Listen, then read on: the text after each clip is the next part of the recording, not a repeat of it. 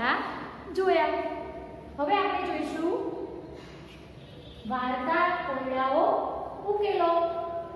તેમાં પ્રશ્ન એ ટ્રેનના એક ડબ્બામાં 132 લોકો બેઠા છે. એક ટ્રેન છે, ટ્રેનના એક ડબ્બામાં 132 લોકો બેઠા છે. તેવી જ રીતે બીજા ડબ્બામાં 129 લોકો બેઠા છે. તો એકંદરે બંને ડબ્બામાં થઈને કુલ કેટલા લોકો બેઠા છે? સૌપ્રથમ તો આપણે અહીંયા એકંદરે કયું એટલે શું? એકંદરે એટલે શું?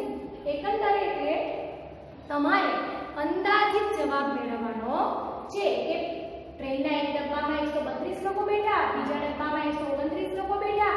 તો અંદાજિત બંને ડબ્બા મળીને કુલ કેટલા લોકો બેઠા હશે?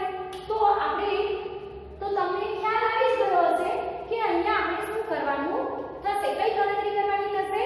હા, અહીંયા આપણે કુલ મળીને કેટલા લોકો બેઠા છે બંને ડબ્બામાં, એટલા માટે આપણે બંને ડબ્બામાં જે લોકો છે એ બંનેનો આપણે સરવાળો કરી દઈએ તો આપણને જવાબ મળી જાય. પણ આપણે અંદાજિત ગણતરી કર્યા વગર જવાબ મેળવવો હોય તો તમે કઈ રીતે મેળવી શકો? તો તે આપણે જોઈએ. અહીંયા 132 લોકો અને 129 લોકો. તો 100 100 એટલે કેટલા થયા? 200 થયા. અને આ ઉપરાંત 29 અને 32 એટલે બંને અંદાજિત 30 30 ની આજુબાજુની સંખ્યા છે. એટલે કે 30 ની બાજુની સંખ્યા છે માટે આપણે 30 ને 30 60 ગણીએ. એટલે કે અંદાજિત 260 ની આસપાસના લોકો હોવા જોઈએ એવું આપણે વિચારીએ.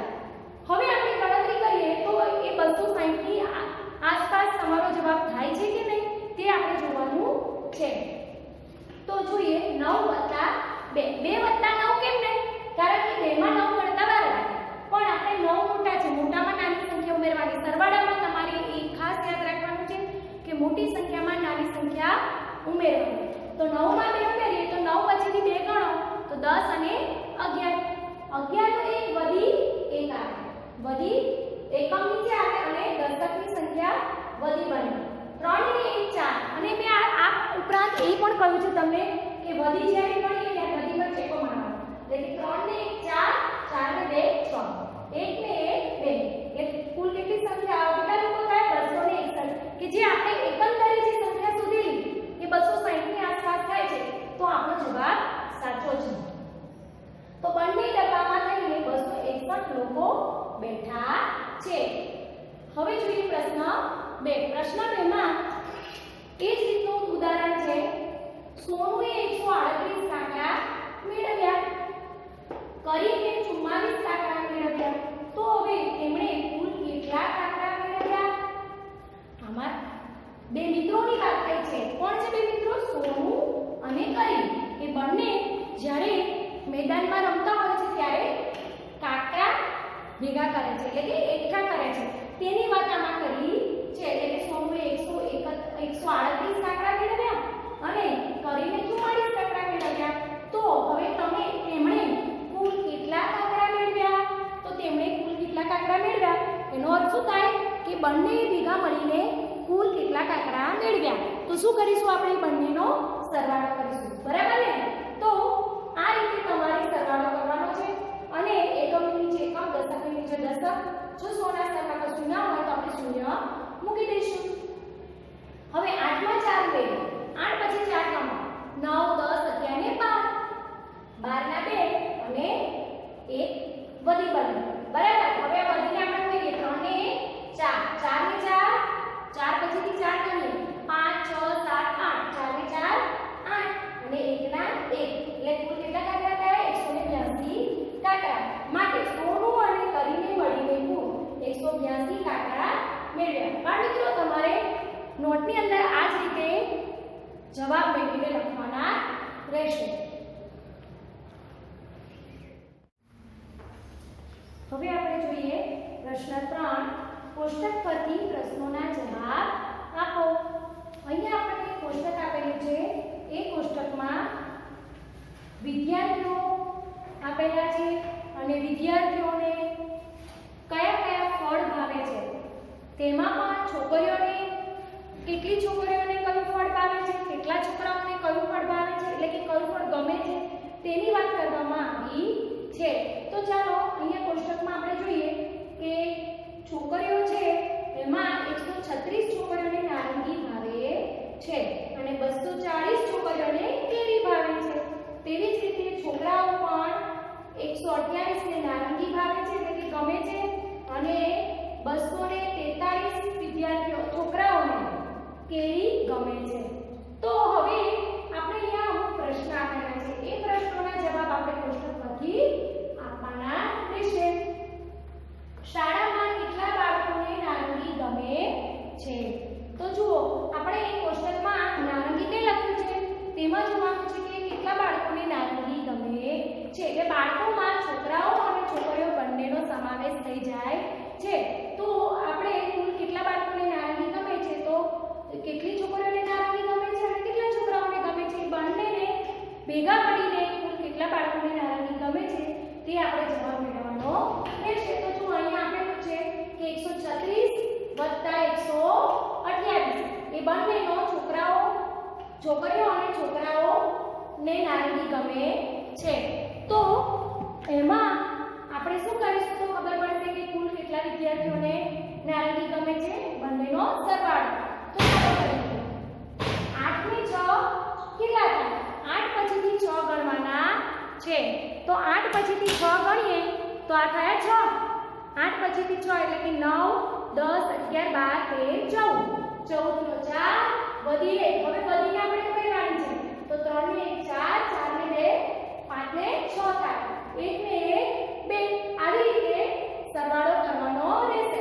ફરીથી બતાવો 8 માં 6 ઉમેરીએ તો મેં તમને જે બતાવ્યું તે જ રીતે 8 પછીથી 6 ગણવાના બરાબર. 9 10 11 12 13 14 નો 4 વધી 1 વધી ઉમેરતી વખતે વધી પર ચેકો મારવાનો જેથી આપણને યાદ રહે કે મેં વધીની ગણતરી કરી છે માટે ચેકો મારવાનો. 3 ને 1 4 4 ને 2 6 અને 1 ને 1 2 એટલે કુલ કેટલા વિદ્યાર્થીઓ થયા? કુલ 12. કુલ બાળકો નારંગી જેને ગમે છે તેવા કેટલા બાળકો છે? 264 બાળકો છે. માટે જવાબ શું લખીશું? 264 બાળકોને નારંગી ગમે છે. તમારે પણ આ જ રીતે ગણતરી કરીને જવાબ લખવાનો રહેશે. શાળામાં કેટલા બાળકોને કેરી ગમે છે? તો બાળકોની અંદર છોકરાઓ અને છોકરીઓ બંનેનો સમાવેશ થાય છે. માટે કુલ કેટલી છોકરીઓને કેરી ગમે છે? 240 અને કેટલા છોકરાઓને કેરી ગમે છે? 243. એ બંનેને ભેગા મળીને જે સંખ્યા મળે તે કુલ બાળકોને કેરી ગમે છે એમ આપણે કહી શકીએ. તો ચાલો એ બંનેનો 240 છોકરીઓને કેરી ગમે છે અને 243 છોકરાઓને કેરી ગમે છે. તો એ આપણે બંનેનો સરવાળો કરીએ તો આપણને ખબર પડી જાય કે કુલ કેટલા બાળકોને કેરી ગમે છે. શૂન્યમાં 3 ઉમેરીએ તો 3 ના 3 જ રહે. શૂન્ય એટલે કશું નહીં. તો શૂન્ય આપણે 3 ની અંદર ઉમેરીએ તો કંઈ ઉમેરવાના નથી પણ 3 તો છે જ ને એટલે આપણે 3 ના 3 લખીશું બરાબર. 4 ને 4 કેટલા થાય? તો 4 પછીથી 4 ગણ 5 6 7 8 તો 8 થયા ને. હવે જ રીતે 2 ને 2 4 2 ને 2 4 તો કુલ કેટલા બાળકોને કેરી ગમે છે? જવાબમાં આપણે લખીશું 483 બાળકોને કેરી ગમે છે. હવે પ્રશ્ન 3 શાળામાં બધા મળીને કુલ કેટલા વિદ્યાર્થી છે? શાળામાં બધા મળીને કુલ કેટલા વિદ્યાર્થીઓ છે? એટલે કે વિદ્યાર્થીઓની અંદર છોકરાઓ અને છોકરીઓ બંનેનો સમાવેશ થાય છે. તો માટે કુલ કેટલી છોકરીઓ છે અને કુલ કેટલા છોકરાઓ છે તે આપણે મેળવી લીધા પછી એ બંનેનો આપણે સરવાળો કરીએ ત્યારે આપણને ખબર પડે કે કુલ કેટલા બાળકો છે. તો કુલ કેટલી છોકરીઓ છે તે જવાબમાં મેં અહીંયા કોષ્ટક પૂર્ણ કરી દીધું છે. એટલે કે આ બંનેને ભેગા કરવાના છે સરવાળો કરવાનો છે. 136 + 240. ચાલો હું એમને સરવાળો કરું. પહેલા એકમ ગણીએ. 6 ને 0 6 6 માં 0 ઉમેરીએ તો 6 ના 6. 3 ને 4 કેટલા થાય? 4 ને 3 5 6 ને 7 એટલે 7 દશકની જગ્યાએ 100 ના સ્થાનમાં 2 ને 3 તો 376 થયા. તો કુલ છોકરીઓ 376 છે.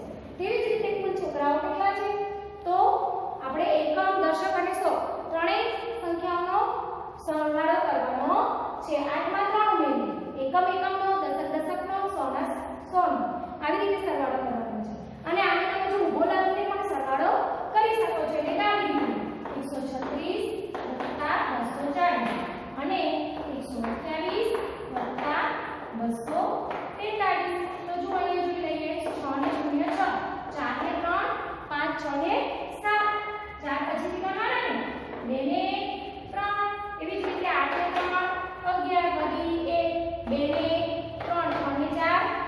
4 ફરીથી પાછા 3 ગણવાના છે 5 6 ને 7 2 ને 3 તો થયા ને 371. આવી જ રીતે કુલ કેટલા છોકરાઓ અને કુલ કેટલી છોકરીઓ છે એ બંનેને આપણે ભેગા કરી એ બંનેનો સરવાળો કરીએ ત્યારે ખબર પડે કે કુલ કેટલા વિદ્યાર્થીઓ છે એટલે કે શાળામાં કુલ કેટલા વિદ્યાર્થીઓ છે. તો 376 કુલ છોકરીઓ છે અને 371 કુલ છોકરાઓ છે એ બંનેનો આપણે સરવાળો કરવાનો છે. ચાલો કરીએ. 6 ને 7 7 ને 7 7 પછીથી 7 ગણો બરાબર. આ 5 ને આ બે 7 થયા તો 7 પછીથી ફરી 7 ગણવાના છે 8 9 10 11 12 13 14 તો 14 નો 4 અને 1 શું બનશે વધી બનશે. તો હવે વધી ઉમેરવાની છે તો 3 ને 4 4 ને 3 5 6 ને 7 તો 747 એટલે કે જવાબમાં આપણે શું લખીશું બધા મળીને કુલ 747 વિદ્યાર્થીઓ છે બરાબર. આવી જ રીતે પ્રશ્ન 4 શું છોકરીઓની સંખ્યા 350 કરતા વધારે છે કે ઓછી. તો ચાલો આપણે છોકરીઓની સંખ્યા શોધવી હોય તો 336 અહીંયા છે. આ કોની છે છોકરીઓની સંખ્યા છે 336 નારંગી ભાવે છે અને 240 છોકરીઓને કેરી ભાવે છે. તો કુલ છોકરીઓ 376 થાય. તો જે 350 કરતા વધારે છે કે ઓછી તો આપણને સમજ પડી જ ગઈ કે જે છોકરીઓની સંખ્યા કરતા 350 કરતા છોકરીઓની સંખ્યા વધારે છે. 350 કરતા છોકરીઓની સંખ્યા વધારે છે કે જે તમને હવે સમજાઈ ગયું હશે. તો આ જ રીતે તમારે નોટમાં લેખન કાર્ય કરવાનું છે અને જાતે ગણતરી કરવાની છે.